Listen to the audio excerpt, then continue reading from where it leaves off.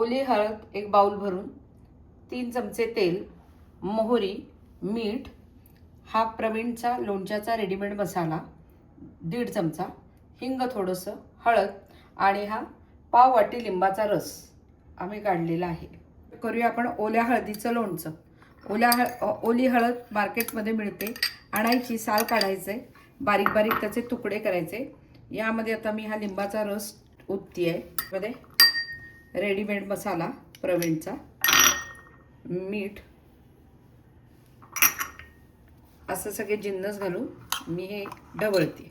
फोडणीसाठी तेल घेतलं आपण, त्याच्यामध्ये आपण मोहरी टाकलेली आहे, त्याच्यानंतर आपण हिंग टाकतोय, हळद टाकतोय. खालून गॅस मी बंद केलाय. ही लोणची थोडी थोडी केलेली असतात आणि लगेच संपतात, म्हणून मी गरम तेल ओतते ह्यावर. अदरवाईज कधीही तेल गार करून ओतायचं, म्हणजे ते लोणचं टिकतं. तयार आहे आपलं हळदीचे लोणचे, ओल्या हळदीचे लोणचे.